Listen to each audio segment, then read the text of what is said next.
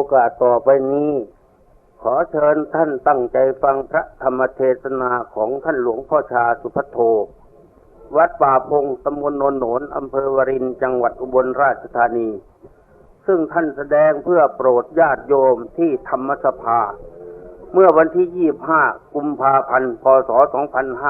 2516ขอเชิญฟังครับขอพุทธบริษัททั้งหลายทั้งคฤหัสถ์และบรรพชิตซึ่งเป็นผู้ร่วมอยู่ในธรรมสภาอันนี้โดยประการในตั้งอกตั้งใจให้มีสติมีความรู้สึกเฉพาะในปัจจุบันตั้งแต่อดีตที่ล่วงแล้วมาก็อย่านึกมันไปอนาคตตั้งแต่มื้ออื่นมื้อนี่ก็อย่านึกมันไปถึงแม้ในวันนี้ก็ตามตั้งแต่เช้ามานี้ก็เอาไว้หันซะตั้งแต่นี้ไป5ค่ำก็อย่าก็คิดมันไปในเวลานี้ให้มีสติเฉพาะปัจจุบันเดี๋ยวนี้ว่าเราจะประกันฟังธรรมอย่าให้หาโอกาสสงบดีๆถ้าหากว่าจิตใจวุ่นวายบ่สงบระงับบ่ตั้งใจฟังบ่ตั้งใจพิจารณาบ่รู้จักธรรมะบ่จักหัวข้อธรรมะทั้งหลายมันก็คือการตับเทศเท่านี้มันบ่ได้อัดเกิดขึ้นไปซื่อๆมันบ่ได้อัดเสียงมันก็บ่เข้าไปเมื่อเสียงบ่เข้าไปมันก็บ่มีเสียง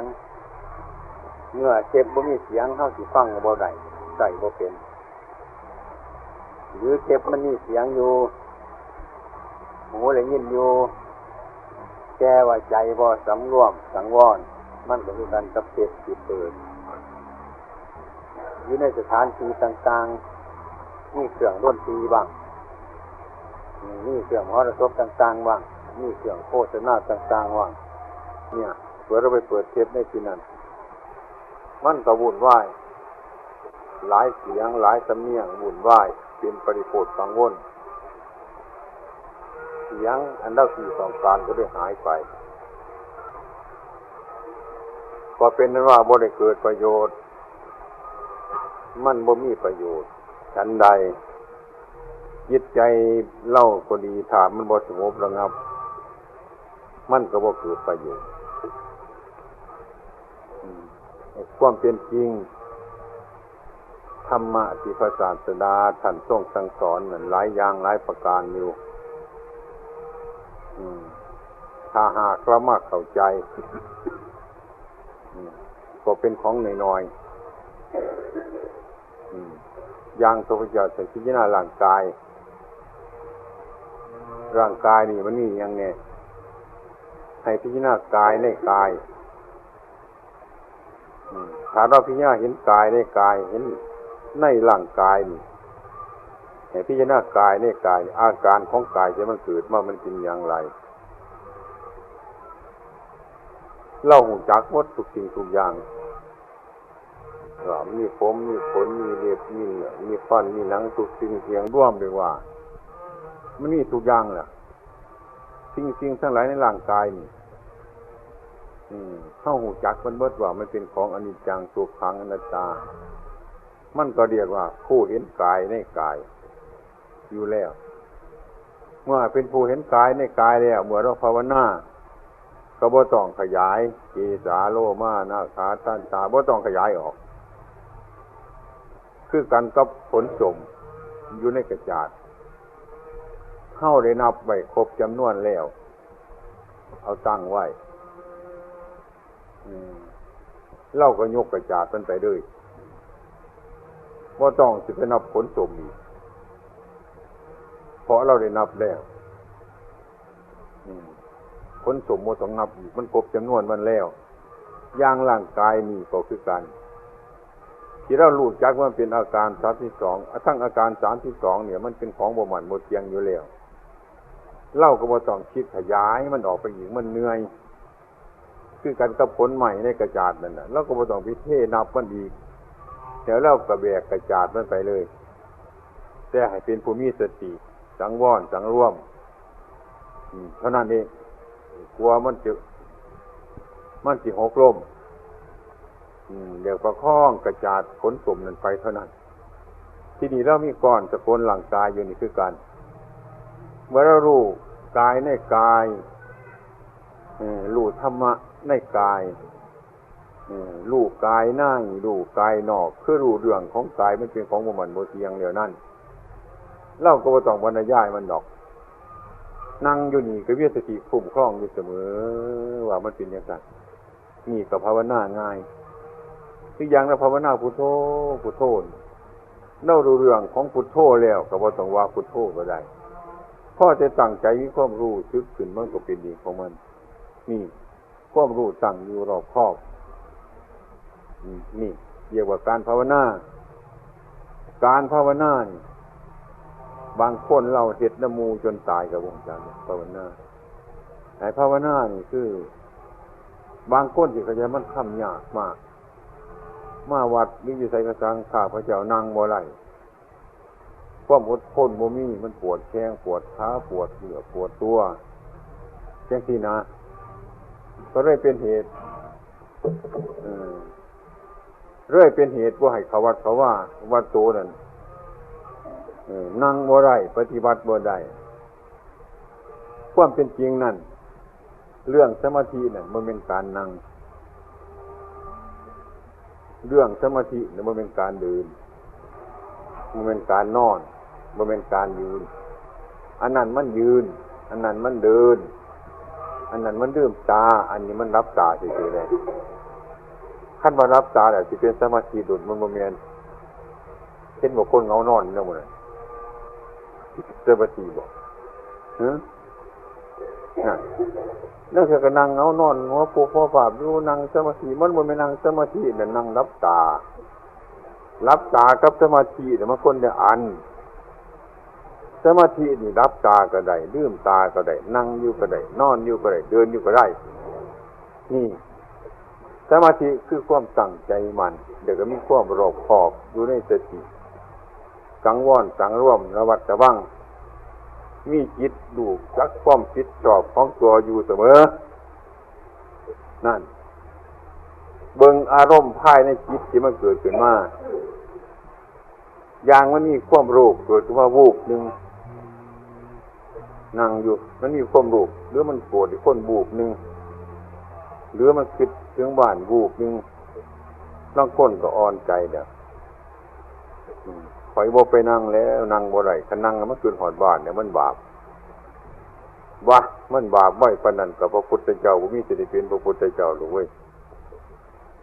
เพิ่นต้องขึ้นหาสิดูแก่เมียเพิ่นแล้ว5 ปีพุ่นตัว6 ปีพุ่นตัวบ่ได้บรรลุนี่ความคิดขึ้นวูบนึงจังซี่นะบางคนว่ามันบาปแล้วนะคล้ายๆว่ามันคิดขึ้นวูบนึงจะเฮาอยากไปฆ่าคนแต่ว่าซั่นแล้วก็มีความรู้สึกวูบขึ้นที่หลังอีกฆ่าคนมันบ่ดีจังซี่มันก็เศร้ามันมีโทษบ่ไผว่าหรือมันอยากขโมยของเขาวูบขึ้นมาวูบนึงแล้วก็หยุดเดี๋ยวก็มีความรู้สึกเพิ่มขึ้นมาอีกวูบนึงว่ามันเป็นโทษแล้วก็หยุดมันสิเป็นบาปบ่กันมันเป็นอย่างนี้นี่บ่แม่นว่ามีความรู้สึกขึ้นมาแล้วบาปโลดรู้สึกขึ้นมาแล้วบาปโลดรู้สึกขึ้นมาบาปโลดมันสิพ้นบ่มื้อนี้นั่นมันรู้สึกขึ้นมาแปลว่าความรู้สึกเกิดขึ้นมาครั้งที่1บ่ทันเป็นอีหยังครั้งที่2จะไปทํำน้ำมันไปพอกมันลงมือทำน้ำมันทั้งกายทั้งวาจาทั้งจิตนั่นแหละเป็นน่ะบาดนั่นมันโดยเกิดอวิชชาคุบเข้ามาถ้าหากว่ามันเกิดขึ้นมาวูบนึงมันอยากไปขโมยของเขาจังซี่มีแต่ความรู้สึกแล้วขณะที่2เกิดขึ้นมาวูบนึงการขโมยของเขานี่เป็นบาปบ่ดีจังซั่นนี่ปัญญาอะไรนี่มันเป็นวิชาเข้ามาแล้วการกระทำจิตบ่สำเร็จนี่เรียกว่าการรู้เท่าเอาทันนี่เรียกว่าปัญญามันเกิดขึ้นมากระทบถ้าหากว่ามันอยากขโมยเขาวูบขึ้นมาหยุดวูบที่2ก็พอมันไปเลยนั่นแหละโมหะธรรมดำเนินงานมันเลยเดินคดีทำคดีต่อไปเลยนั่นเป็นโทษนั่นจิตนี่ เรื่องของมันเป็นอย่างที่เรื่องของมันเพราะเป็นหน่อยลังคนเนี่ยคิดขึ้นมาระบาดโดดคิดขึ้นมาระบาดโดดคนบ่คิดมันจะมาที่นี่ปัญญาลังคนอยากไปนั่งอยู่ซื่อเรื่องนี่ก็เข้าใจผิดกันเลยทีนี้เรื่องทำสมาธิเรื่องสมาธิประกอบด้วยปัญญาความเป็นจริงนั่นพระพุทธเจ้าเขาเป็นบ่ต้องการหลายประเด็นสมาธิบ่ต้องการฌานบ่ต้องการสมาบัติบ่ต้องการอย่างต่างๆหรอกท่านคิดให้มันเป็นเครื่องประกอบศีลก็ดีสมาธิก็ดีมันเป็นเครื่องประกอบคือกันกับเครื่องปรุงอาหารนั่นเครื่องปรุงอาหารสำหรับเอาไปโปรยหรือไปโรยจะอาหารไปผสมก็ให้อาหารมีรสขึ้นเท่านั้นเป็นเครื่องประกอบเท่านั้นโมเมนต์ว่าจะไปที่นี่เครื่องปรุงอย่างต่างๆอย่างสั่นแต่การทำสมาธินี่คือกันครูของพระพุทธเจ้าของเราอุตตกลาบทอรันดลาบทเห็นมาเพิ่นมากโดยฌานมากโดยการจะเดินฌานสมาบัตินี่เป็นพวกมีฤทธิ์มีเดชมีปาฏิหาริย์มีอย่างต่างๆไปพุ่นคันไปฮอดพุ่นมันแก่ยากก็เสียบางแห่งก็นั่งอยู่แต่ให้มันสงบให้มันระงับอเด็ดอร่อยอยู่นั่นแหละจังซั่นขันมีสมาธิก็ไปมั่วเมาในสมาธิขันมีศีลก็ไปมั่วเมาในศีลไปยึดมั่นในศีลไปยึดมั่นในสมาธิขันเดินหนทางก็ไปติดหนทางไปจบหนทางไปง่ามหนทางโดยบ่ให้มันถึงอย่างนี้แหละมื้อนี้พระพุทธเจ้าคนนั้นผิดอย่างละเอียดแต่มันถูกอันบุคคลที่หยาบไอ้ความเป็นจริงประเด็นมันเหมาะสมแล้วก็พอปลีกตัวออกพอให้มาอบรมสมาธิมาอบรมปัญญาอบรมจิตใจให้สงบระงับเท่านั้นที่นี่สมาธิด้านจิตใจนี่เรื่องสมถะมันเป็นสมาธิความสงบมันคือหินทับหญ้าเท่านั้นที่นี่สมาธิอันแน่ๆนอนๆเป็นต้นลืมตาก็คือกันตัวปัญญาตัวปัญญาเกิดขึ้นมาแล้วนั่นล่ะ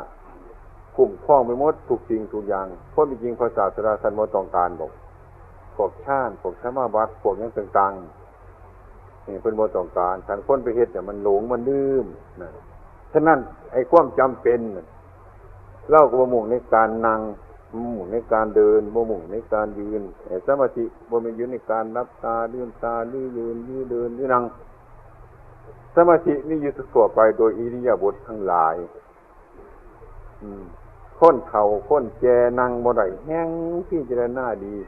แฮงทำสมาธิได้ง่ายแฮงมีปัญญาหลายเป็นหยังมันจึงมีปัญญาหลายมันเตือนอยู่นี่แล้ว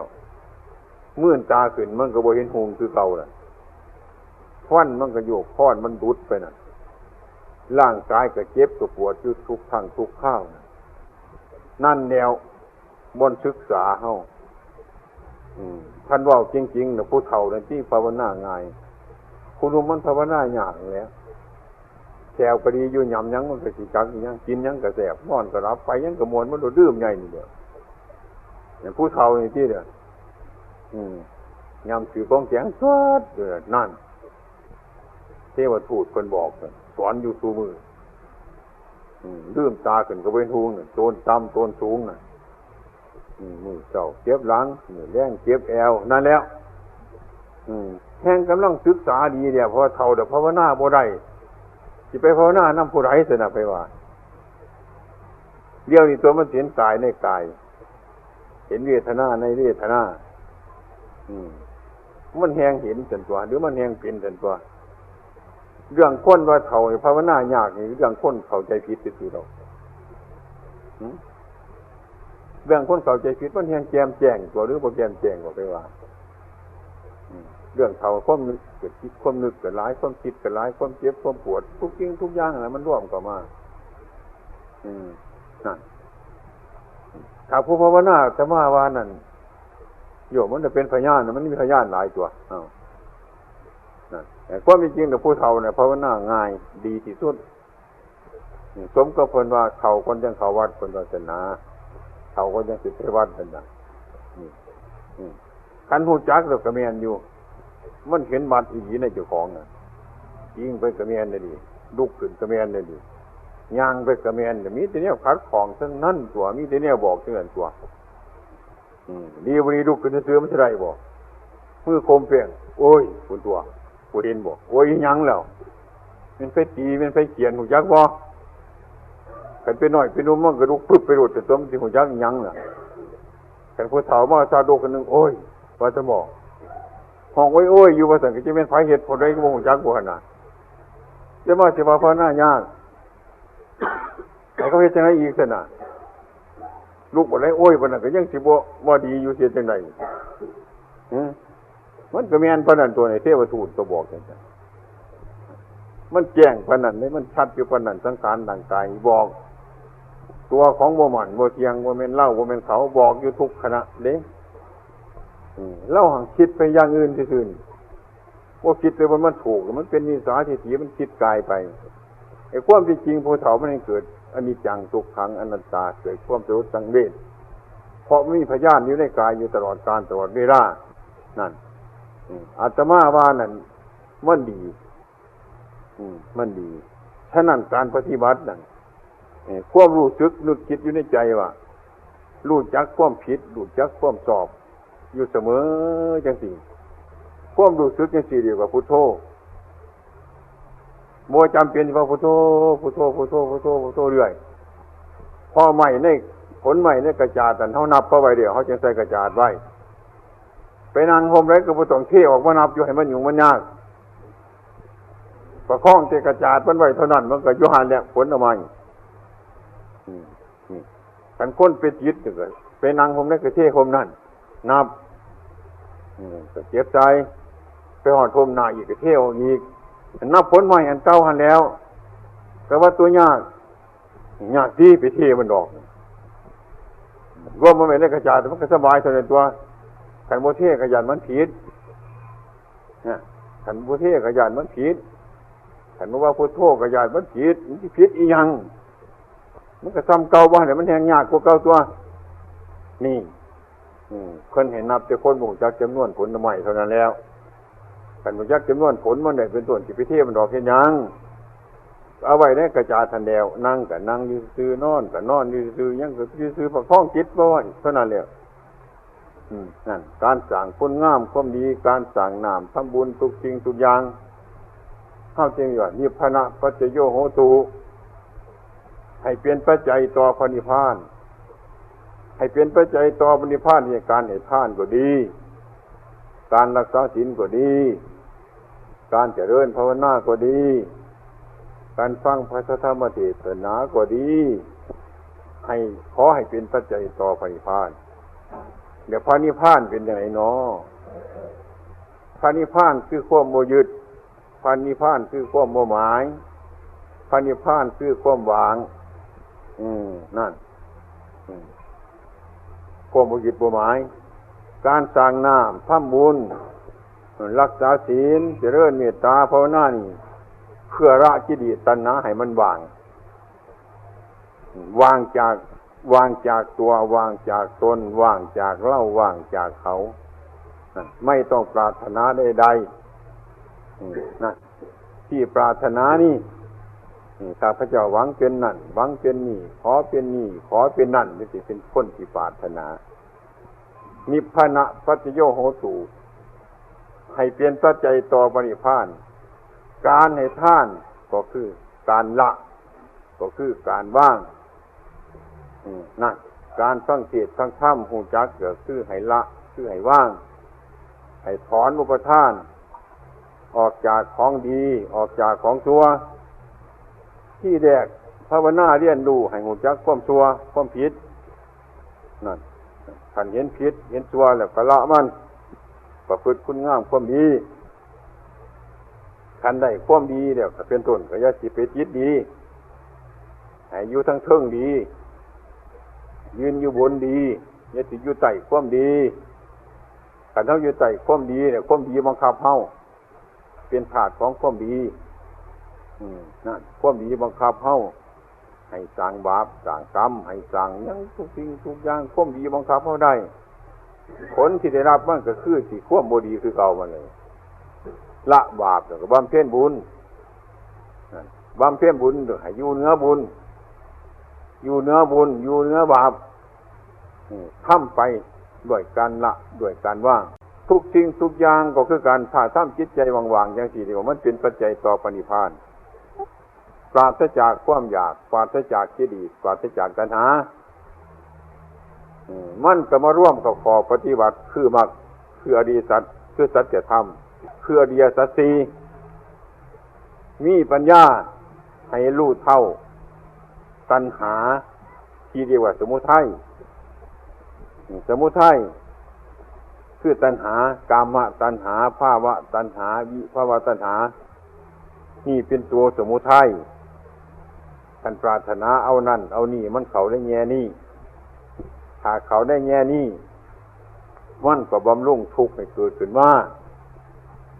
เพราะม่วนนี่มันชวนให้ทุกข์เกิดเพราะม่วนนี่มันบอกให้ทุกข์เกิดเพราะม่วนนี่ทุกข์เกิดจากอันจริงทั้งหลายเหล่านี้เพราะอันนี้ชื่อว่าเหตุถูกปัจจโยชื่อว่าเป็นเหตุของทุกข์ทั้งหลายถ้าเรามาสร้างเหตุทุกข์สร้างเหตุทุกข์ทุกข์มันก็เกิดตัวสร้างเหตุทุกข์คือสมุทัยสมุทัยคือตัณหาคือความอยากสิ้นล้นกระวนกระวายนี่ว่าความอยากเป็นธาตุของความอยากเป็นธาตุของตัณหาเรียกว่าสร้างบาปสร้างกรรมเพราะความอยากทุกสิ่งทุกอย่างอันนี้มันก็ทุกข์เกิดขึ้นมาจากความอยากทุกข์แต่มันเป็นดูกของความอยากกันละว่าง่ายๆทุกข์มันเป็นดูกของความอยากความอยากเนี่ยมันเป็นพ่อเป็นแม่ของทุกข์มันเป็นดูกของความอยากขันมันมีพ่อมีแม่แต่มันก็เกิดทุกข์ขึ้นมาได้ขันมันเบิดพ่อเบิดแม่ได้เป็นต้นทุกข์ก็เกิดขึ้นบ่ได้ดูกมันบ่มีนั่นมันเป็นเรื่องของอย่างที่ถ้าเราภาวนาจังสีมันสิร่วมเข้ามาบ่นี้ที่นี่ตัณหาอันใดที่มันเกิดความอยากขึ้นมานะอันมันเกิดความอยากขึ้นมาความอยากทั้งหลายนี่ฟังก็ยากอยู่เด้บางคนว่าสิอยากเขาอยากน้ำอยากนั่นอยากนี่อยากทุกสิ่งทุกอย่างมันก็เป็นตัณหาความเป็นจริงอันนี้ธรรมดามันมีอยู่ดอกนะธรรมดามันมีอยู่เอาใครๆว่าอยากเขาอย่างเสียกินเขาสักกับอาหารซะก็แล้วนั่นกินเขากับอาหารเดี๋ยวก็แล้วธรรมดานี่เรียกว่าอยากจนในขอบเขตบ่มีโทษอยากอันนี้บ่แม่นกามคันแม่นกามมันเกินอยากไปอีกกินไปทั่วบ้านกินข้าวอิ่มแล้วก็กินแนวอันแนวผ้ามันยากผ้ามันลำบากนั่นแหละกินเหล้ากินเบียร์กินไปตัวถีบตัวแลนกินสารพัดตั้งแต่สิกินอาตมาเคยเว้านักเกี่ยวเขาเคยเว้าให้ฟังเมืองยังของตะวันกินสมองดิ่งนะเอาดิ่งเป็นตัวโตไว้ตัวโตเป็นจ่อทั้งหัวมันเอายังสับเอาซ่อนเท่านี้ตักเอาสมองดิ่งดิบๆมากินนี่มันกินเป็นเพศเป็นผีมันบ่กินธรรมดาม่วนนี่มันกินเป็นตัณหามันกินอย่างสั้นเดี๋ยวก็หาว่าเลือดดิ่งบ่มีกำลังเดี๋ยวก็หาว่าเดือดทางบ่มีกำลังไปหายิ่งมันมาตกมาจูบกินใส่เหล้าอย่างมันบ่แม่นธรรมดาอันนั้นมันเป็นกามเอาเหล้าก็ไปแน่เอาเบียร์ก็ไปแน่กินไปทุกสิ่งสารพัดนั่นน่ะมื้อนี้นั่นพวกกรรมกรเขาน่ะลูกหนูน้อยๆเกิดขึ้นมาแดงๆน่ะจับหางมันอ้าปากเอาป้อนกระโดดคืนมันมีกำลังว่าซั่นนี่มันบ่แม่นกินธรรมดาเนี่ยมันกินเผ็ดกินผีมันกินเป็นกามกินฟืนกินไฟกินไปตัวถีบตัวแลนมีความอยากจังซี่เรียกว่าตัณหามันบ่พอดีการพูดก็ดีการกินก็ดีการแต่งเนื้อแต่งกายก็ดีการมันเกินการพอดีถ้ากินถ้านอนถ้านั่งเนี่ยเป็นต้นเป็นของพอดีแต่มันบ่เป็นโทษให้ฮู้จักเจ้าของจังซั่นอันนี้มันบ่เป็นตัวสมุทัยให้เอาถ้าคนเรารู้จักประหยัดใช้ในสิ่งทั้งหลายเหล่านี้เดี๋ยวเฮาก็สิพากันสบายเดี๋ยวการภาวนาการประพฤติปฏิบัติการบุญการกุศลนี่มันก็บ่เป็นของยากเท่าใด ว่ามันของลำบากเท่าไรถ้าเราเข้าใจในสิ่งทั้งหลายเหล่านี้แล้วนะการบาปการบุญทั้งหลายเราเข้าใจว่าบาปคืออิหยังบุญคืออิหยังบุญก็คือคุณงามความดีหั่นแหละพูดก็ดีทำก็ดีคิดก็ดีมันบ่เบียดเบียนเจ้าของก็บ่เบียดเบียนแม่ป้าน้าสาวหั่นมันก็สบายเท่านั้นตัวมันสิเป็นกามบ่หั่นมันก็สบายการพูดคือกันการทำคือกันการนึกคิดคือกันมันก็แม่นแล้วดิมันไปสิเป็นอย่างนึงนั่นบุญมันเป็นอย่างสี่เลยกุศลมันเป็นอย่างสี่นี่การให้ทานจังสี่คือกันการให้ทานเพื่อสละอย่างน้อว่าซั่นเพื่อสละอย่างการให้ทานเพื่อทำลายตนคือความเห็นแก่ตนนี่ล่ะการให้ทานนี่นั่นสละความเห็นแก่ตัวแก่ตนนี่มันเป็นทุกข์หลายแต่ใดเห็นแก่เจ้าของความเห็นแก่เจ้าของเห็นแก่ตนแม่นหยังก็อยากได้ดีกว่าเขาอยากได้หลายกว่าเขาพูดง่ายๆเป็นกินข้าวก็บ่อยากล้างถ้วยน้ำมูกเฝ้าออกไปอยู่ให้หมู่ล่างบัดสิเฮ็ดกินมาไก่หมู่เฮ็ดก็กินน้ำมูบัดสิล้างก็เฝ้านี้ให้หมู่ล่างนี่ล่ะพูดง่ายๆบ้านเฮาก็สิมีอยู่ดอกน้ำมูนี่นี่คือเห็นแก่เจ้าของนี่เห็นแก่โตมันก็เลยลำบากผู้อื่นรักษาตัวบ่กุ้มเดี๋ยวบ่เห็นเจ้าของนี่เพิ่นว่าคนบ่สงสารเจ้าของคนบ่สงสารเจ้าของคนเห็นแก่โตอันนี้เป็นคนเห็นแก่โตเดี๋ยวคนบ่ฮักเจ้าของคนบ่สงเคราะห์เจ้าของมันเป็นอย่างนั้นนี่การให้ทานก็คือกันเพื่อชำระทั้งหลายเหล่านี้ออกจากใจของเฮานี่เรียกว่าสร้างบุญในการให้เพื่อให้มีความเห็นกรุณาปราณีสัตว์ทั้งหลายทั้งปวงทุกส่วนหน้าถ้าบุคคลเล่าทั้งหลายบ่เห็นแก่ตัวอย่างเดียวคือกันกับองค์สมเด็จพระสัมมาสัมพุทธเจ้าของเราคือกันบ่เห็นแก่เจ้าของเพิ่นบ่เห็นแก่เจ้าของเห็นแก่ประชาชนทั้งหลายถ้าจิตใจมนุษย์เราทั้งหลายเกิดเป็นมรรคเป็นผลขึ้นมาในจิตในใจจังซี่มันก็ได้ไปได้ถ้าจิตผู้ใดฮู้จักบ่เห็นแก่ตัวแก่ตนการสร้างน้ำทำบุญการให้กินให้ทานการประพฤติปฏิบัติทุกสิ่งทุกอย่าง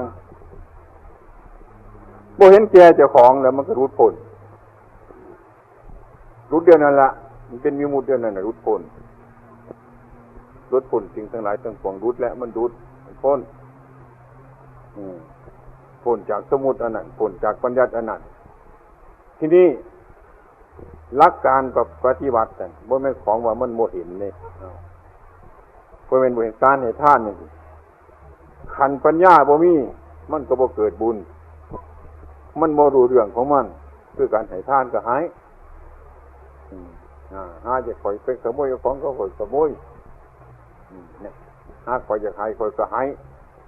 เฮ็ดบ่มีความหมายคือการกำน้ำในตุ่มตักออกอีกขันนึงก็ตักมาใส่อีกขันนึงเดี๋ยวตักออกอีกขันนึงก็ตักมาใส่อีกขันนึงเห็นมันสิเวิร์ดบ่ไผว่าเห็นมันสิเป็นนิพพานะปัจจโยโหตุบ่มันสิเป็นปัจจัยต่อปณิพพานบ่มีบ่เดี๋ยวน้ำในโอ่งมันสิแห้งบ่ตักออกขันนึงก็ตักใส่ขันนึงเฮ็ดอยู่จังซี่ล่ะนี่เห็นมันสิเวิร์ดบ่น้ำตุ่มนั่นไผว่าจังซี่แหละนี่วัฏฏะมันเป็นจังซี่เด้มันกลับไปกลับมากลับไปก็นี่เป็นตัววัฏฏะจังซี่ถ้าหากว่าพูดถึงการละความดีละบาปนั่นมีแต่ตักออกเลยน้อยๆก็สร้างมันตักออกมีแต่บ่เอาเข้ามาค่อยตักออกไปขันน้อยก็สร้างมันค่อยตักออกอันนี้มันสิมีเวลาแห้งได้เด้มีเวลาเบิดได้น้ำในตุ่มนั่นสิเบิดขันตักออกขันนึงตักเข้าขันนึงตักออกขันนึงตักเข้าขันนึงหาเบิ่งดูหาเบิ่งบนน้ำสิบกมีบอกให้ว่าขึ้นเบิ่งดูขึ้นได้อีดอกมื้อนี้ถ้ำมื้อนี้บ่แม่นถ้ำอยู่ไกลดอกถ้ำอยู่ในหม้อนี่ไปเฮ็ดเบิ่งอยู่บ้านนี่เด้อ มันสิมีเวลาเบิดประมูลอีกเฮ็ดเบิ่งซะมื้ออื่นก็เฮ็ดเบิ่งมันสิบ่พอน้ำขันนั่นน้ำในตุ่มนั่นมันสิมีโอกาสแห้งบ่สัพพปาปัตตะอาการนังปุตตะสูปะสัมปทาสาจิตตะประโยชน์ปนังการละบาปเบื้องแรกการละความชั่วการละความผิดต่างหากเล่าเมื่อมีการละก็บำเพ็ญขึ้นมาละมันออกไปละมันออกไปทีนี้น้อยก็สร้างมันละมันออกมีว่าละบาปเนี่ยละความชั่วเฮ็ดเป็นได้บุญเฮ็ดจังไดบุญมันอยู่บนไหนบุญมันก็คือปลาเนี่ยไปคือปลาอยู่ในน้ำการถ้าเอาน้ำออกมันก็เห็นตัวปลาของง่ายๆตักออกคันหนึ่งกับตักเข่าคันหนึ่งกับโบเห็นแล้วตัวปลากับโบเห็นแล้วควบตัวใดๆถ้าโบตักออกเวิร์ดถ้าโบละมันก็โบเห็นตัวถูกโบเห็นตัวบุญแล้วกลับไปกลับมาก็คือมันโบเห็นความวกความแห้งน้ำในโอ่งนั่นแล้วตักเข่าก็ตักออกตักออกก็ตักเข่าก็ซ้ำเก่าเอาไปมาป่วยการซ้ำบ่มีความหมายซ้ำฟังเทศน์บ่มีความหมายให้ทานบ่มีความหมายฟังธรรมบ่มีความหมายเรื่อยเป็นผู้บ่ฮู้จักหลักพุทธศาสนาหังมีตั้งแต่เฮ็ดอยู่จังซั่นล่ะหังเฮ็ดบ่ถูกเรื่องเฮ็ดบ่เข้าเรื่องมันบ่ถูกจุดมันนั่นฉะนั้นพระพุทธเจ้าของเราท่านจึงสอนการประพฤติปฏิบัตินี่ท่านบ่หมายถึงนักบวชนักพรตท่านหมายถึงนักปฏิบัติถูกปฏิบัติดีปฏิบัติชอบสุปฏิปันโนเป็นผู้ปฏิบัติดีอุชุปฏิปันโนเป็นผู้ปฏิบัติตรงยายาปฏิปันโนเป็นผู้ปฏิบัติเพื่อเกิดมรรคผลนิพพานสามีจิปฏิปันโนเป็นผู้ปฏิบัติชอบจริงเป็นไปให้ได้จังซี่นั่นน่ะเป็นสงฆ์สาวกนั่นน่ะเป็นสาวกพุทธเจ้าไม่ออกอยู่ในบ้านก็เป็นสาวกได้ออกอยู่ในบ้านก็เป็นสาวกได้คือคุณธรรมอันนี้ให้สมบูรณ์บริบูรณ์แล้วก็เป็นสาวกเป็นสาวกของท่านได้ตรัสรู้ตามเป็นจริงได้นี่ฉะนั้นบรรดาพวกพุทธบริษัทเราทั้งหลายเข้าใจบ่ค่อยถึงเข้าใจบ่ค่อยรู้จักนั่นอย่างฟังเทศน์คือกันเนี่ยบางคนก็ยังอ่อนอยู่หลายอย่างว่าฟังเทศน์ทำบุญทั้งหลายอาตมาว่าจะเอาบุญท่านไผเอาบุญให้ท่านเพื่อเอาบุญได้บาปเนี่ยฟังบ่จะออกได้นี่ก็ดีท่านไผว่าจะเอาบุญผู้นั้นเอาบาปได้บาปโลดท่านทำบุญเพื่อการละการปล่อยการว่างอันนั้นได้บุญท่านทำเพื่อสิเอาได้บาปนี่คนผู้สิเอาบุญคนผู้สิเอาได้ดอกง่วงแล้วบาดนี้นี่เข้าวัดฟังธรรมหลักพุทธศาสนาฟังธรรมนี่ยากฟังบ่ค่อยออกฟังบ่ค่อยออกเพราะการรักษาศีลของมนุษย์ทั้งหลายการสมาธิมนุษย์ทั้งหลายการให้ทานทั้งหลายเพื่อสิเอาคืนเพื่อสิเอาบุญเพื่อสิเอานะที่นี่ขันธ์ห้ามันได้นะขันธ์ห้ามันได้เป็นไผได้บาดนี้ก็เฮาสิได้บัดหามันสิเสียบัดนี้ของไผสิเสียอีกบัดนี้นะบ่แม่นของคนผู้มีอยู่หั่นบ่มันสิเสียคันมันสิเสียบัดนี้มันไผสิทุกข์บ่แม่นเจ้าของน่ะบ่สิทุกข์บัดนี้มันก็เกี่ยวบ่นี่คือเก่าบ่นั่นตัวที่นี่ถ้าเฮาทำใจว่างๆจะได้มันได้เบิดเทิงสวรรค์เทิงนิพพานเทิงมนุษย์สมบัติสวรรค์สมบัตินิพพานสมบัติได้เบิดการในท่านบ่ยึดบ่หมายว่างไปใจก็สบายสบายสบายนั่นน่ะมันได้ละหรือได้ว่างคือกันก็แบกไม้เป็นหนักยาวถึงหนักคันแบกอยู่เนี่ยมันบ่ได้ดอกว่าซั่นเพิ่นว่าบ่ได้อีหยังนั่นน่ะมันได้อยู่มันทางได้หนักแต่มันทางบ่ได้เบาเดี๋ยวเฮาสิต้องการเบาว่าสิแบกคันแบกไปแล้วมันบ่ได้เพิ่นว่าจังซี่ดอกเถียงแล้วเว้ยเฮาบ่เข้าใจกันคือเฮาต้องการความสุขต้องการความสบายต้องการความสงบต้องการความระงับคือเฮาต้องการความเบาเห็นแบกไม้ไปจังถิ่มซาบนบ่ได้คันแบกไปมันบ่ได้ดอกคันถิ่มมันจังสิได้ สองคนก็เถียงกันไปอยู่สั่นนี่ก็ดีผู้หนึ่งว่ามันได้หนักคันได้หนักแต่ผู้หนึ่งมันบ่ได้เบาคันทำบุญกุศลเพื่อปรารถนาเพิ่นว่ามันบ่ได้มันได้ภพมันได้ชาติมันบ่เป็นปัจจัยต่อพระนิพพานพระนิพพานมันการละการว่างอันนี้เขาสิไปเอาไปยึดไปหมั่นไปหมายมันบ่เป็นปัจจัยต่อพระนิพพานนั่นพระพุทธเจ้าคนนี้เพ่งลงหันนั่นคือบุญนั่นคือกุศลเฮาสร้างคุณงามความดีใส่ยังกระจังเมื่อเฮาสร้างลงไปแล้วเป็นต้นการนั้นน่ะถือว่าเฮามีพละอันหมดไปแล้ววางท่านเพื่อละกิเลสละตัณหาบ่แม่นท่านเพื่อสร้างกิเลสสร้างตัณหาสร้างอุปทาน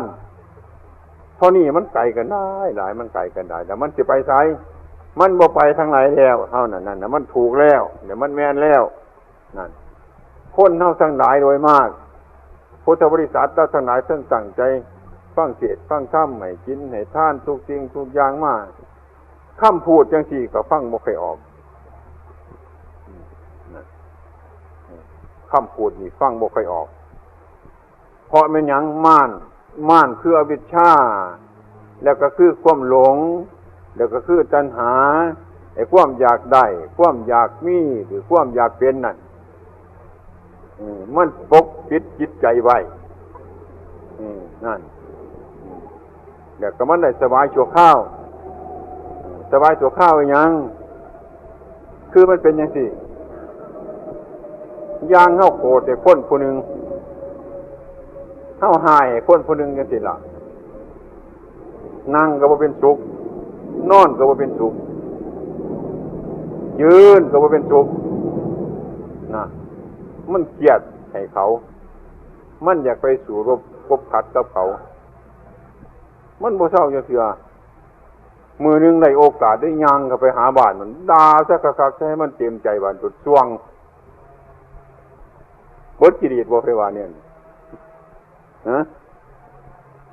หลุดช่วงบาดนี่ช่วงว่าเป็นไรว่าน้ำใจเขาหลุดช่วงบาดนี่สบายบดกิเลสบ่ไปว่าจังซี่แล้วความสบายในกิเลสตัณหาก็มีอยู่มันสบายจังซี่ล่ะสบายกว่าเก็บไว้อีกบัดถ้าหนามามันคือเป็นปุ่มใหญ่กว่าเก่าอีกก็ไปใส่มันอีกซะมันก็เลยช่วงไปซะกิเลสอันนี้มันเบิดบ่นี่คือกันกับคนมีลูกตายเมียตายมีของหายต่างๆไปกินเหล้าแก้กุ้มไปดูหนังแก้กุ้มจังซั่นเด้มันก็แก้กุ้มอยู่ดีบัดไปกินเหล้าเลย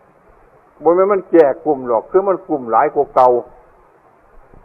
มันได้ลืมอันเก่านั่นจ้ะก็ได้ว่ามันแก้กุ้มหมายความว่าจังซั่นคือกันก็เฮามีแผลที่เท้าของเฮาสิย่างไปโดยธรรมดาก็โอ้ยมีแต่หญ้ามันสิแท่งไม้มันสิแท่งเจ็บหลายปวดหลายเดินเข้าไปน้ำปลาน้ำทางคนที่เห็นเสือขโมยมาสิแล่นโดดบานนี่ยินที่เจ็บอยู่หรือบ่เจ็บเป็นหยังความกลัวของเสือน่ะมันแห้งหลายเดือน3 โคกก็ดื่มตีนไปมันเจ็บมันจะเกาหายเบิดนี่เดี๋ยวว่ามันแก่เจ็บคือมันย่านหลายกว่าเก่านั่นตีนมีแผลจนเป็นเรื่องเล็กเรื่องทะเลาะกับบ้านกับเมืองมันเป็นเรื่องใหญ่แต่ก่อนน่ะคันเอาเหล่ามาใส่กับมันหลงใหญ่กว่านั้นเรื่องเก่านี่ได้ลืมด้วยเข้าใจว่ามันแก่กุ้มจังสิได้ที่นี่บัดหายเมามานี่เป็นเรื่องเก่าโผล่ขึ้นมาอีกแน่มันแก่บ่ไหนก็ได้แก่กลุ่มอีกก็ได้เป็นโรคตับแข็งซะจนได้แก่ได้แก่ไปแก่มาตายเป็นจังซั่นมันแก่กลุ่มนี่ล่ะมันก็มีวันสบายคือกันต่อไปมันสบายของคนโง่มันหมดความทุกข์ของคนโง่มันเป็นจังซั่นเดี๋ยวเป็นคนที่บ่มีปัญญาลักษณะพวกนี้มันสับสนอยู่ในอาการจิตของเฮามันสบายนี่กันให้ปล่อยตามใจของเฮาเดี๋ยวเฮาก็สบายอันที่สบายน่ะคือเก็บความบ่สบายไว้เสมอทีเดียวเมื่อไรมันระเบิดขึ้นมามันก็สิเจ็บหายกว่าเก่าปวดหายกว่าเก่านั่นคือกันกับแผลของเฮา เฮารักษามันแสดงเป็นต้นปากแผลมันก็ดี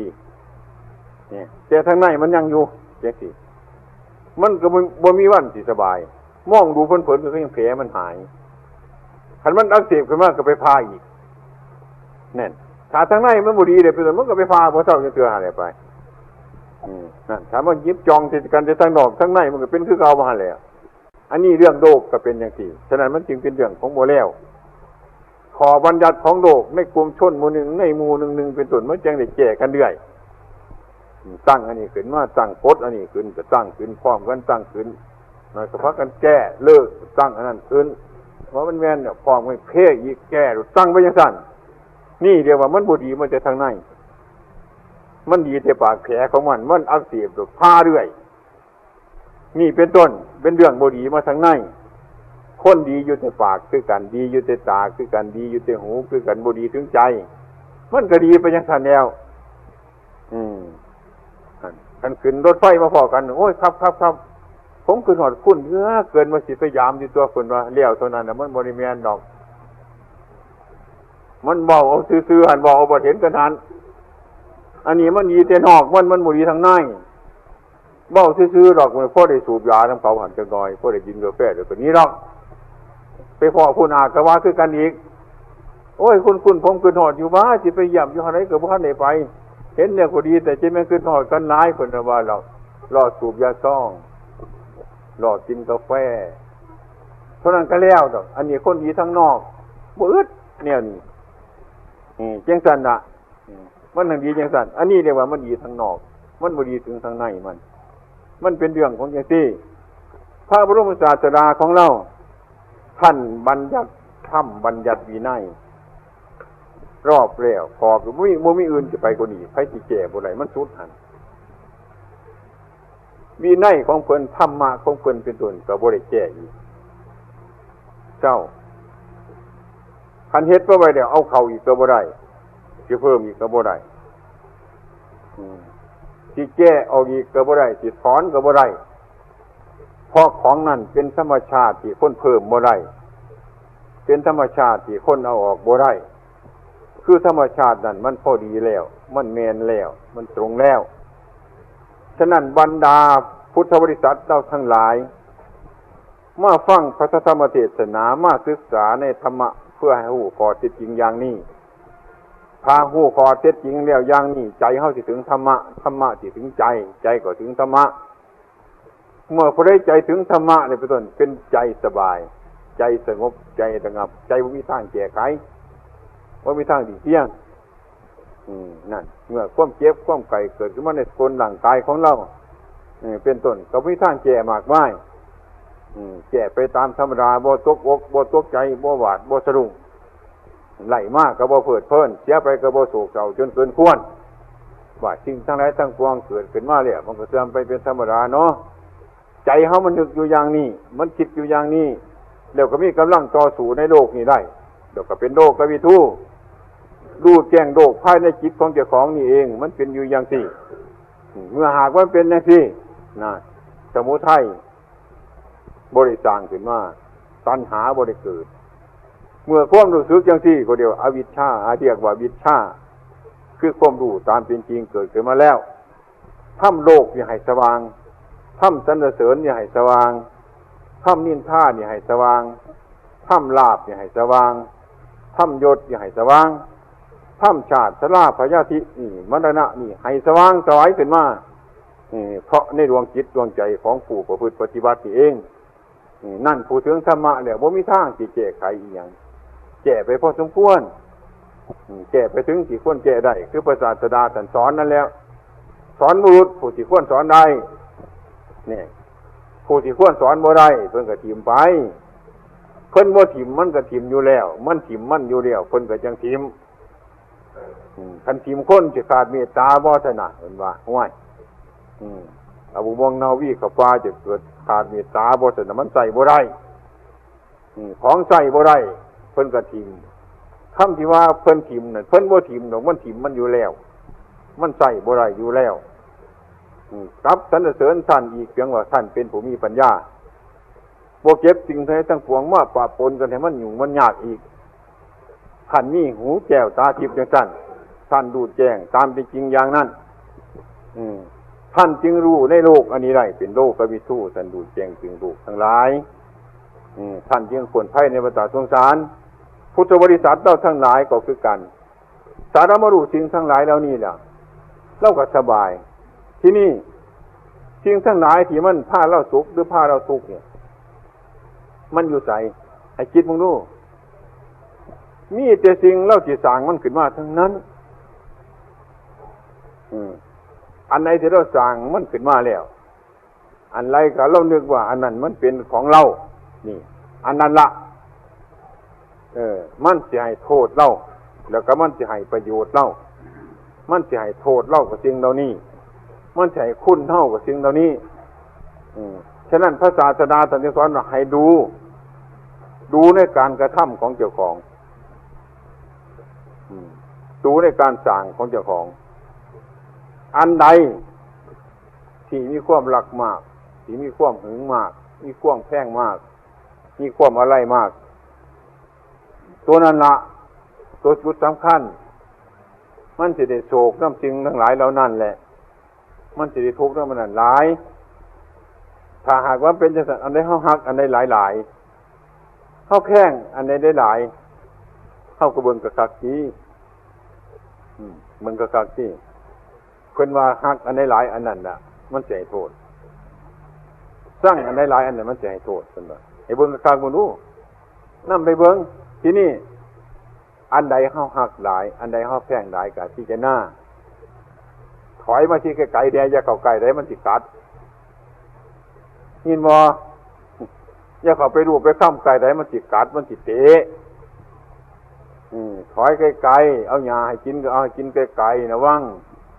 หามันเตะมากก็ให้มันถือแนวอื่นให้มันถือเข้าหามันกัดมากก็ให้มันคาดกรงบ่ไว้เอากรงเลี้ยงขังมันไว้อย่าเข้าไปใกล้มันสิกัดเลี้ยงก็เลี้ยงไว้ได้อย่าให้มันกัดเท่านี่ความหักลูกหักหลานหักสิ่งหักของหักเงินหักทองม้วนนี่แล้วมันสิกัดใจบ่เอายาให้กินอย่าไปไก่มันหลายเด้อเอาห้ามให้กินอย่าไปไก่มันหลายมันสิกัดให้กินเพราะมันกินได้อย่าให้มันกัดถึงเฮาโดดว่าให้มันฆ่าหัวหันฆ่ากงเด็กหันอย่าให้มันถึงม่านดันเลยคือธรรมะม่านดันเลยคืออนิจจังทุกขังอนัตตานี่เลี้ยงมันให้หูจักว่ามันผิดมันเป็นอย่างไรให้ระวังสังวรสังร่วมระวังมีสติระมัดระวังนี่ครูบาอาจารย์เฒ่าทองนัดเพิ่นโมเสสคือเฮาไประวังดีๆเพิ่นว่าระวังดีๆนั่นให้ระวังดีๆเพิ่นว่าระวังบ่ดีเสียที่แท้ๆเพิ่นว่ารถมันก็เมียนเอาโดดมันนี่เมียนคนบ่เว้ามันก็เมียนอยู่ความ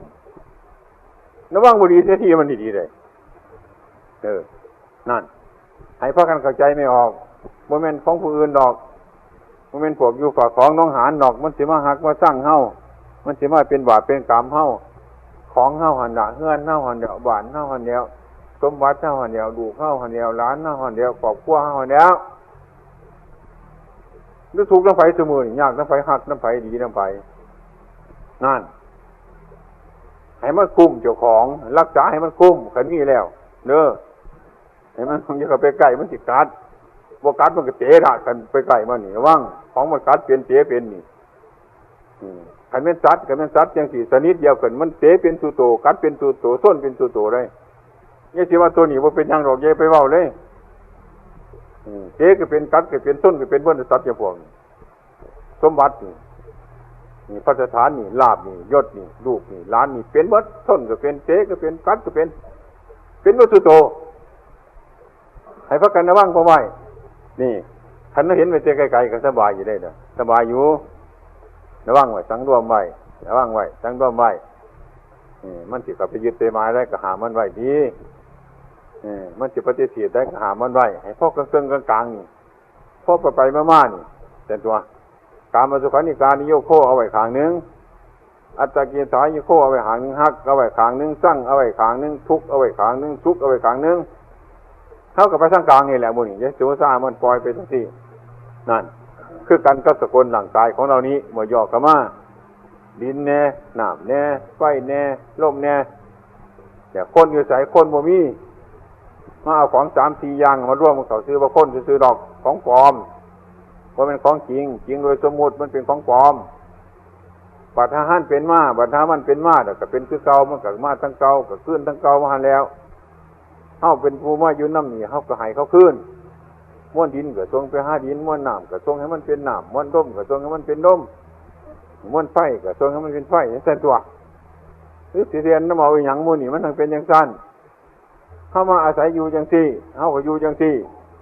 ถึงข้าวที่ไปเขาก็ไปไก่เขาไปถึงข้าวเขามาไก่เขามาสภาวะทั้งหลายเกิดเดี๋ยวก็รับอยู่จังซี่เองอันนี้หูจักว่าจึงทั้งหลายเลยมันไหลอยู่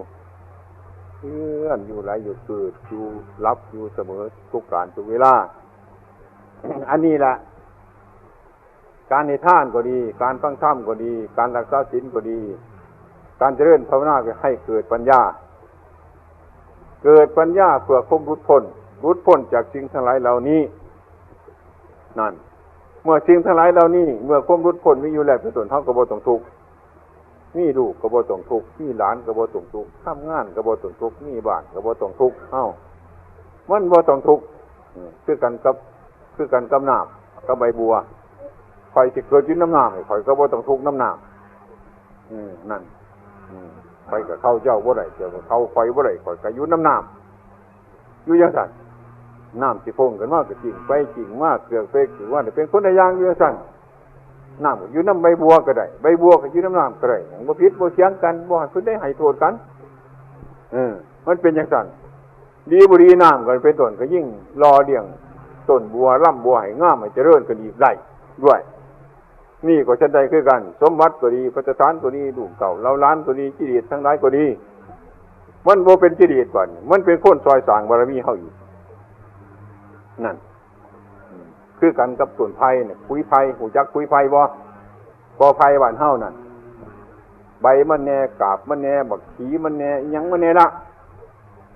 มันเกิดได้กอไผ่กับคูอยู่ในหน่อไผ่หั่นแล้วนั่นคูลงในหันแล้วฝนตกมามันก็เน่าเป็นปุ๋ยซุ่มอยู่แต่ตัวในหน่อไม้มันเกิดขึ้นมากอไผ่ก็อาศัยปุ๋ยอาศัยขุยนั่นละให้ต้นมันงามให้มันเจริญขึ้นมาพอขุยมันนี่ก็ได้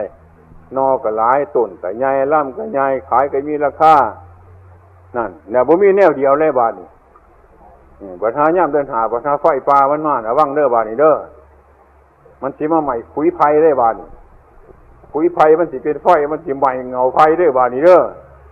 แน่นี่ได้กินหน่อไม้อย่าสิพ้องเพิ่นหลายนี่แจงสิจะนั่งแต่มันแซ่บจังซั่นได้ปัญหาไฟป่ามามันสิมาใหม่ขุยไผ่ใหม่ขุยไผ่มันสิใหม่กอไผ่มันสิใหม่ต้นไผ่กอไผ่มันสิตายเข้าใจบ่ลูกก็ดีหลานก็ดีเมียก็ดีสมบัติก็ดีพัฒฐานก็ดีนั่นแหละมันก็เจริญงอกงามความหักความแพงความอยู่เย็นเป็นสุขก็สบายจะตายแล้วบรรดาไผ่มันบ่มาบรรดาไผ่มันมาบรรดาไฟมันใหม่บาดนี้มันสิกระมวลนั่นแล้วลูกผู้นั้นหลานผู้นี้พี่ผู้นั้นน้องผู้นี้แล้วบาดสิควรสิควรในตระกูลนั่นตระกูลนั่นสิเป็นทุกข์ก็เพราะตระกูลในตระกูลนั่นแล้วตระกูลนั่นสิทุกข์ก็เพราะคนในตระกูลนั่นแล้วก็ซึ่งก็ขุยไผ่นั่นแหละไปค่อยสิใหม่ก็ไผ่ก็เพราะขุยมันนั่นแหละพอไฟมันสิงามก็เพราะมันเลยเป็นเรื่องมันอยู่จังซี่มันงามเดี๋ยวก็บ่งามบ่งามเดี๋ยวก็งามนั่นจะเดินเดี๋ยวก็เสื่อมเสื่อมเดี๋ยวก็จะเดิน